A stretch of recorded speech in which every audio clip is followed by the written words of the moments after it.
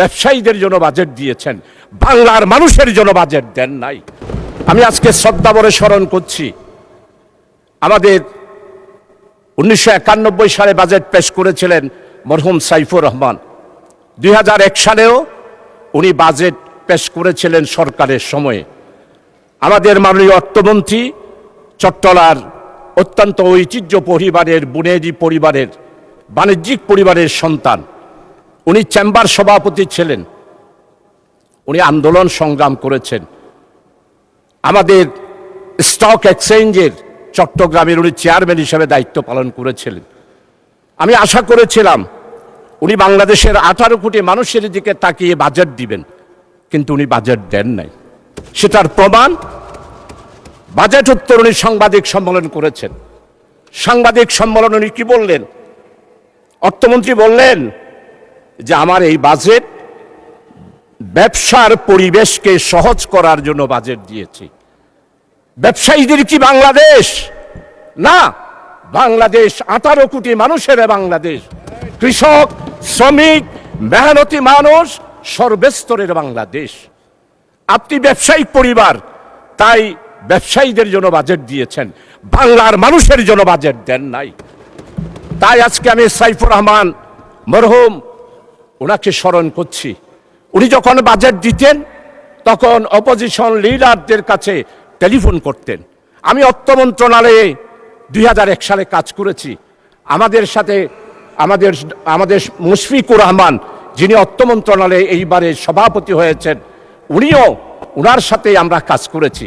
আমরা দেখেছি বাজেট যখন বক্তব্য পেশ করা হতো, এর আগেই উনি অপোজিশন লিডারের সাথে কথা বলতেন, বাজেট তৈরির ব্যাপারে সহযোগিতা চাইতেন। এইবারের বাজেট যারা তৈরি করেছেন এরা কারা? এরা কি 36শে জুলাইয়ের চেতনাকে ধারণ করেন? না। যারা বাজেট তৈরি করেছেন, অতীতে যেভাবে বাজেট তৈরি করেছেন 18 বছরে যারা স্বৈর শাসক ফ্যাসিস্ট, তাদের বাজেট যারা তৈরি করেছেন, এইবারও ঠিক তারাই বাজেট তৈরি করেছেন। আপনারা যদি আমাকে বলেন কে কে সেই রকম, আমি অবশ্যই ধরিয়ে দিতে পারবো, কিন্তু মহান পার্লামেন্টে আমি তাদের নাম ধরতে চাই না।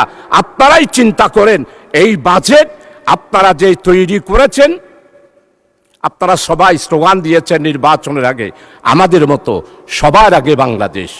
এইবারের বাজেটে সবার আগে বাংলাদেশের এই স্লোগানটি কি প্রতিফলিত হয়েছে? এটা যদি প্রতিফলিত হতো তাইলে আপনারা কৃষি সম্পর্কে যেই বক্তব্য দিয়েছেন, বাজেট পেশ করেছেন, সেটা কি এইখানে আছে?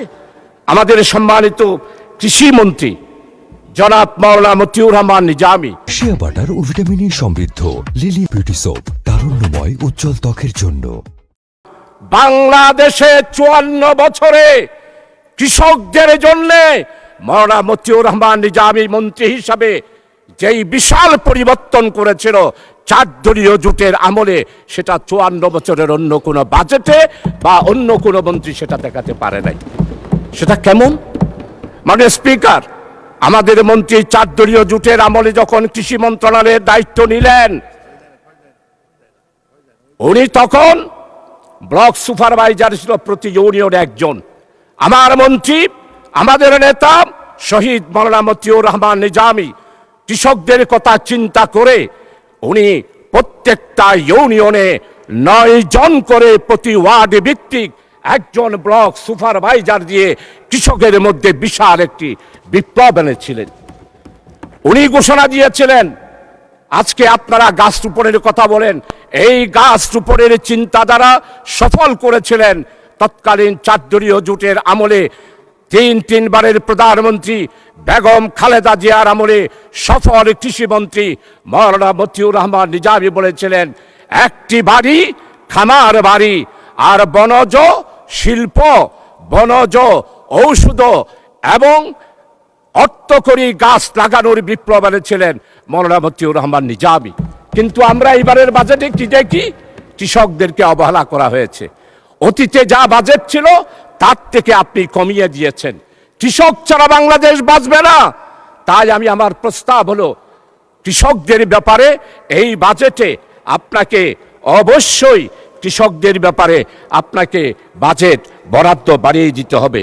মানে স্পিকার, আমি গ্যাস ও কৃষি, গ্যাস ও খনিজ, বিদ্যুৎ, জনপ্রশাসন, প্রবাসী কল্যাণ, বন্দর, স্বরাষ্ট্র ও পুলিশ, বন এবং পরিবেশ আর শিল্প, এই কয়েকটা মন্ত্রণালয়ের উপরে আমি আজকে উল্লেখ করতে চাই। 15টা মন্ত্রণালয়ে আপনি অতিরিক্ত বাজেট দিয়েছেন, কিন্তু এই 9টা মন্ত্রণালয় আজকে দুকে দুকে মরতেছে। গ্যাস, আজকে 54 বছর একটা গ্যাস কূপও আপনারা উত্তোলন করতে পারলেন না।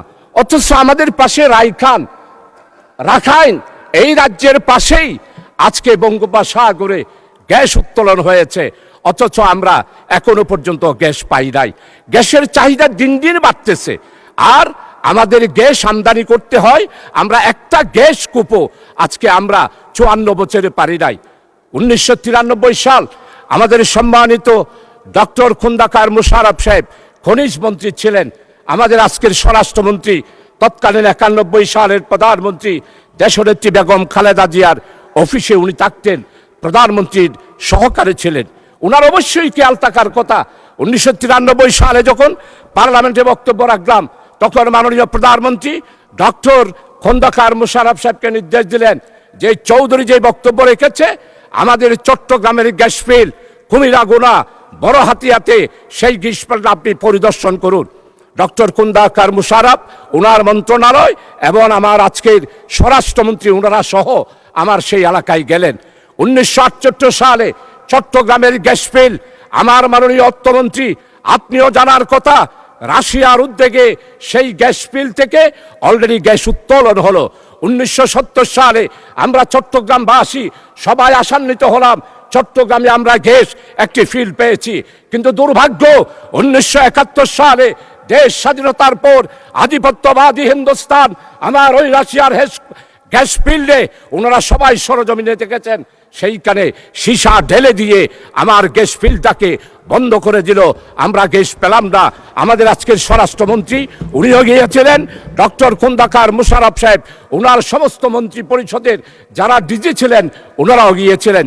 তাই আজকে আমি দাবি করছি, আমার চট্টলার ওই গ্যাস ফিল্ড ইন্ডিয়া স্বাধীনতার পর বাংলাদেশকে অর্থনৈতিক দিক থেকে ধ্বংস করার জন্য আমার গ্যাস ফিল্ড শেষ করে দিয়েছিল।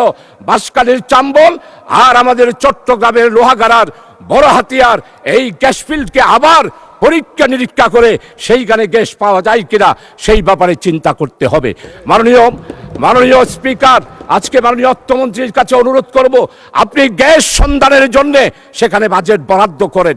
এইভাবে রাখাইন বারবার যদি একটা গ্যাস পায়, ইন্ডিয়া যদি গ্যাস পায়, আমাদের 18 বছরের প্রধানমন্ত্রী উনি নাকি সমুদ্র জয় করেছিলেন। আজকে এতদিন হয়ে গেল, উনি ক্ষমতায় 18 বছর ছিল, বঙ্গোপসাগর কোথায় বিজয় করেছে সেটার এখনো পর্যন্ত রেখা উনি দিতে পারেন নাই।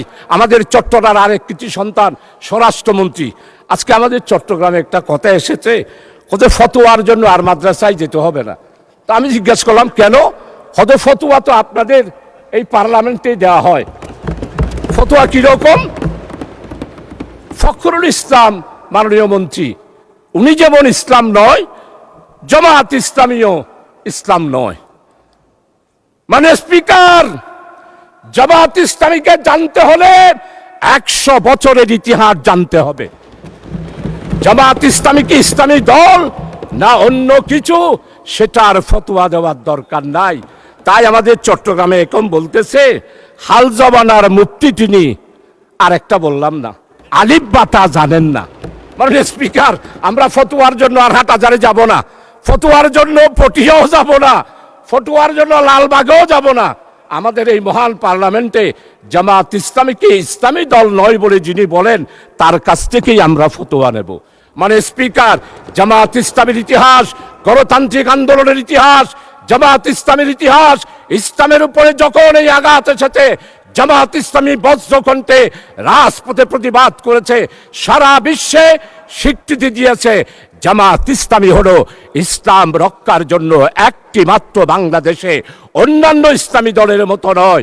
জামাত ইসলামী গণতান্ত্রিক, নিয়মতান্ত্রিক, মানুষের অধিকার প্রতিষ্ঠার জন্য, ওয়েলফেয়ার স্টেট কায়েম করার জন্যই জামাত ইসলামী। তাই নির্বাচনের আগে আমাদের বক্তব্য ছিল ন্যায়, ইনসাফ, বৈষম্যহীন, কল্যাণময় একটি রাষ্ট্র আমরা কায়েম করতে চাই। মাননীয় স্পিকার, আজকে বিদ্যুতের অবস্থা কোথায়? ক্যাপাসিটি চার্জ, আপনারা ক্ষমতায় আসলেন 4 মাস, এখনো পর্যন্ত ক্যাপাসিটি চার্জ আপনাদেরকে দিতে হচ্ছে। এই ক্যাপাসিটি চার্জ দুর্নীতির একটি বিশাল আগ্রা। এই ক্যাপাসিটি চার্জ কোথায় যায়? ইন্ডিয়ার বিদ্যুৎ যাদের সাথে চুক্তি করেছিল, মাননীয় স্পিকার, আমাদের মাননীয় অর্থমন্ত্রী, উনি আর আমরা একসাথেই হলমার্কের বিরুদ্ধে বক্তব্য রেখেছি।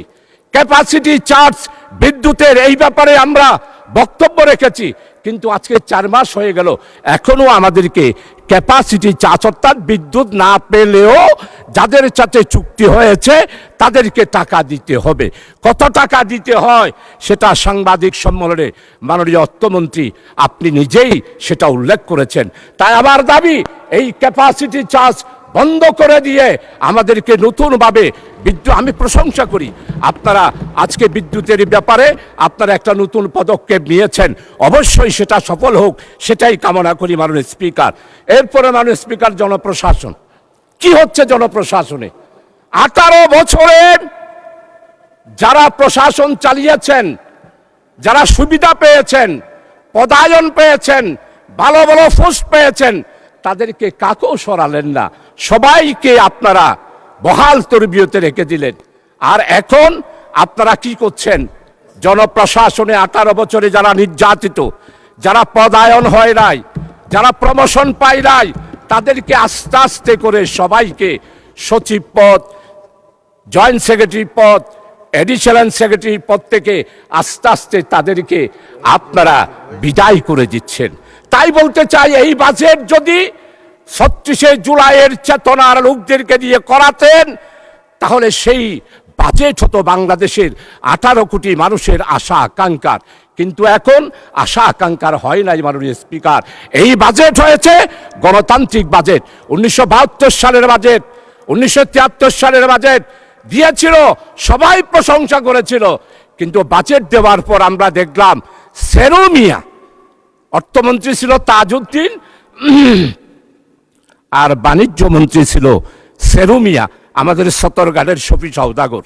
অর্থাৎ ব্ল্যাকে যা মাল আসবে, যদি তাজউদ্দিন সাহেব পারমিশন দিয়ে দিয়েছিলেন, সেরুমিয়ার নাম বললেই সব পরিষ্কার কালোবাজার।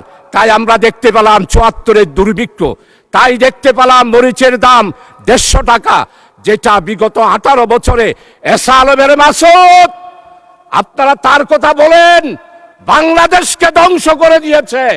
এসা আলমের মাসুদের বিচার আপনারা করতে পারেন নাই। আমার ইসলামী ব্যাংকের 85,000 কোটি টাকা লুট করে নিয়ে গিয়েছে মাননীয় প্রধানমন্ত্রী আর তার বোন শেখ রেহেনা। 2,63 বিলিয়ন ডলার বিদেশে পাচার করেছে, সেগুলোর কথা বাজেট বক্তৃতায় মাননীয় অর্থমন্ত্রী আপনি উল্লেখ করেন নাই। আপনি আজকে বাংলাদেশে দুর্নীতি কিভাবে দমন করবেন সেটার কথা বলেন নাই। কোত্থেকে করবেন? 4 মাসে এখনো পর্যন্ত দুর্নীতি দমন কমিশন আপনারা প্রতিষ্ঠা করতে পারলেন না, বরং দুর্নীতিতে যে বাজেট ছিল এখনো সেটা আপনারা কমিয়ে দিয়েছেন। তাই আপনাদের কাছে অনুরোধ করব, আসুন আপনারা যদি দেশ এবং জাতির স্বার্থে আমরা নতুন যেই যাত্রা শুরু করেছি, সেই যাত্রার জন্য আপনাদের কাছে অনুরোধ করব, আপনারা মেহেরবানি করে দয়া করে বাজেটের মধ্যে আমি যেই 9টা মন্ত্রণালয়ের কথা বলেছি, সেই মন্ত্রণালয়ে বাজেট বৃদ্ধি করার জন্য, সেই ব্যাপারে চিন্তা করার জন্য। মানে স্পিকার, পুলিশ শুধু বলতেছে আইনশৃঙ্খলা, পুলিশের মধ্যে এখনো পর্যন্ত আপনারা 14,000 শূন্য পথে পুলিশ দেওয়ার কথা বলেছেন। ফ্যাসিস্ট স্বৈরাচার শেখ হাসিনার আমলে যেই পুলিশ নিয়োগ দেওয়া হয়েছে, তাদের ব্যাপারে কোনো তদন্ত হচ্ছে না। 4 মাসে 18 বছরে যেই দুর্নীতি হয়েছে সেটার শ্বেতপত্র আপনারা প্রকাশ করছেন না। আসুন প্রবাসী কল্যাণ, আজকে প্রবাসী কল্যাণ মন্ত্রণালয়ে বাজেট বরাদ্দ করতে হবে। চট্টগ্রাম বন্দর এতদিনের বন্দর এখনো পর্যন্ত বড় ভেসেলগুলা ঢুকতে পারে না। বড় ভেসেলগুলা বাইরে থাকে, সেই ভেসেল থেকে জাহাজ দিয়ে মাল এনে এখনো পর্যন্ত মান্দাতার আমলের বন্দর পরিচালিত করা হচ্ছে। তাই আমার স্পষ্ট কথা, মাননীয় অর্থমন্ত্রী, আমাদের চট্টগ্রাম বন্দরকে আধুনিকায়ন করতে হবে, সিঙ্গাপুরের আদলে করতে হবে। আমাদের চট্টগ্রামকে আমাদের সাবেক তিনবারের প্রধানমন্ত্রী বেগম খালেদা জিয়া চট্টগ্রামকে বাণিজ্যিক রাজধানী ঘোষণা করেছিল। বাণিজ্যিক রাজধানী করার জন্য যা করা দরকার, সময় যেহেতু নাই, আমার কাছে স্পষ্ট প্রস্তাব আছে, সেগুলো আপনার কাছে আমি দিতে পারবো। এরপরে কর সংশোধন করার জন্য জাতীয় রাজস্ব বোর্ড যেই সংস্কার পরামর্শ কমিটি ইন্টারিম গভর্নমেন্টের আমলে দিয়েছে, মাননীয় অর্থমন্ত্রীর কাছে আমি সেটা পেশ করব।